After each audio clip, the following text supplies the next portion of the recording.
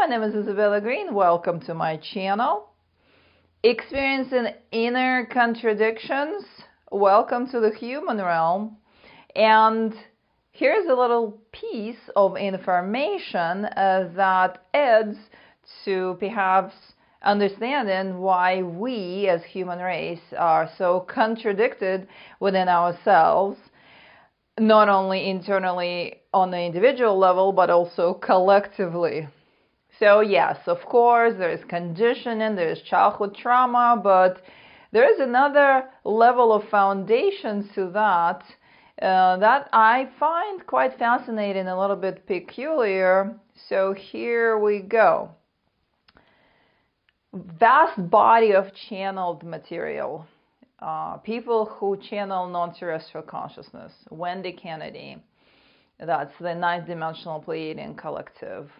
Derlanka, that's Bashar, and on, speak about human race as an experiment, genetic experiment, mind you, where multiple strands of DNA from many different cosmic races were put into one human being, to create a human being originally. We know that. That's even scientifically proven by now that we have genetic material from off-world, like outside of this planet. We've heard that many times. We're familiar with that. Yeah, we have alien DNA. What else is new? But here's a little piece of information that comes with that channeled material and has been circulating on brought forth just recently. And that is that the DNA that we carry came from natural rivals, the type of species that are in different worlds and different realities and different dimensions and not always getting along very well, let's just say. And so what was decided as a part of the whole human project was to put these strands of DNA from these rivaling species into one human being, create that being, and see how we will figure it out for the purpose of these species out in the cosmic space and other planets and other realities, learning how to get along with each other. Perhaps maybe that's a bit of a stretch of an idea, but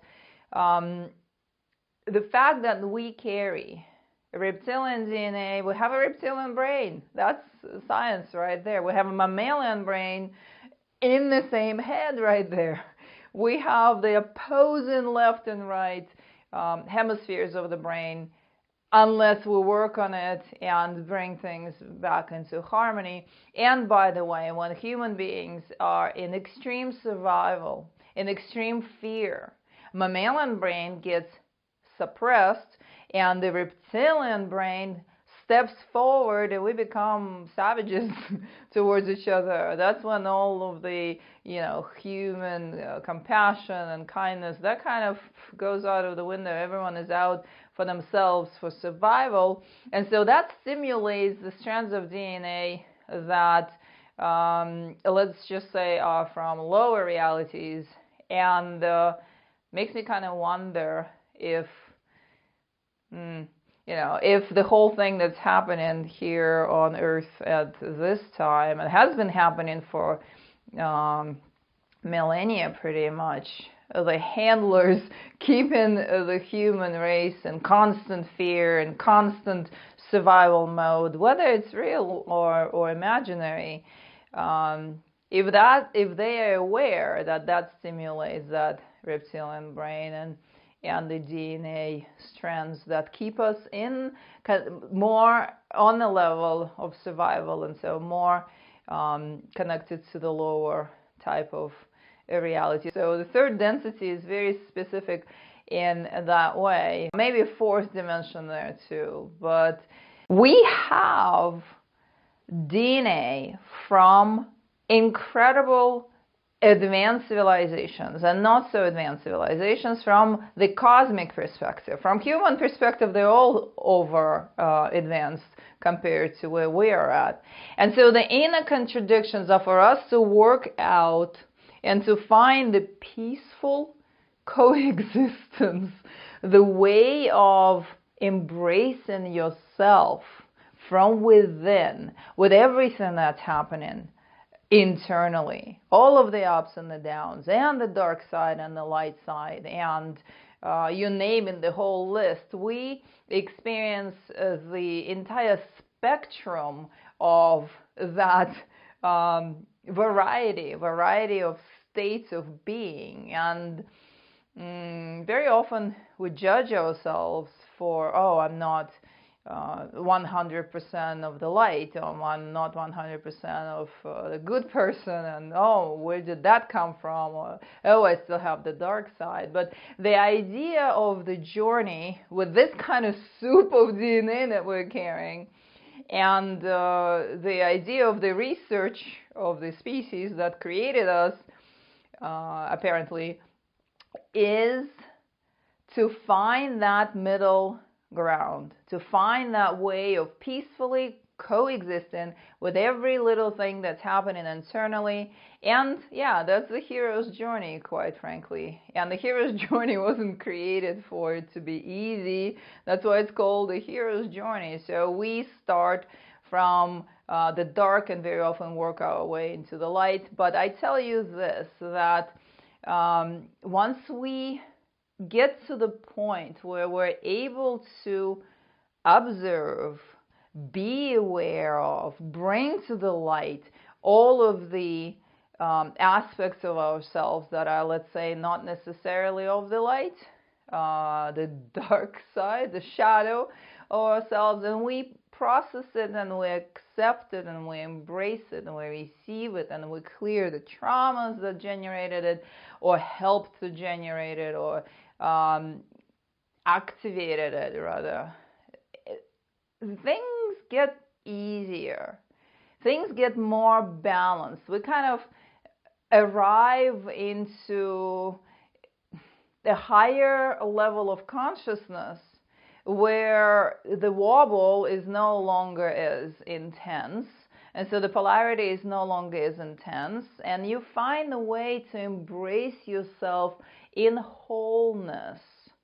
This is what spiritual community is not really following very well, because it's like, oh, just the light.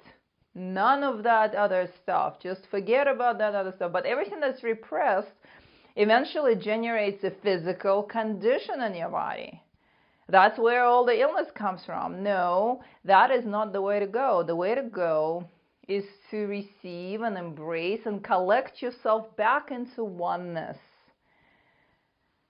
with no judgment, with love, with kindness, with understanding what motivated you, and perhaps knowing that you have this soup of DNA going on inside of you. That helps too, perhaps, but yeah, all of that is also a part of our human condition, and that has been recycled one generation after the next. The good news here is that, hey, you know what? We are an experimental model with all sorts of possibilities wired into us through our DNA, and we are the ones deciding what to do with it and how to work with it, and perhaps helping other civilizations or other dimensions to find that balance with realities other than their own. Let's just say we're contributing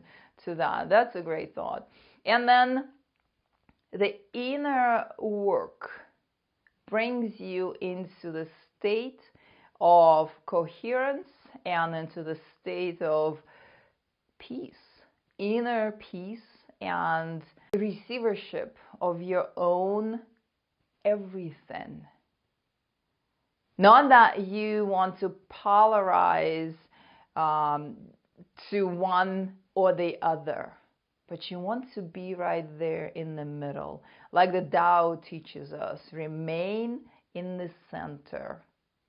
So that is the point of the hero's journey. I think arriving into that space of inner balance, helping not only you, everyone around you, rippling that out into our human reality, creating a new level of consciousness on earth by your own example and by influencing others, but also perhaps sending that information to the races that created us so that they can learn through our struggles.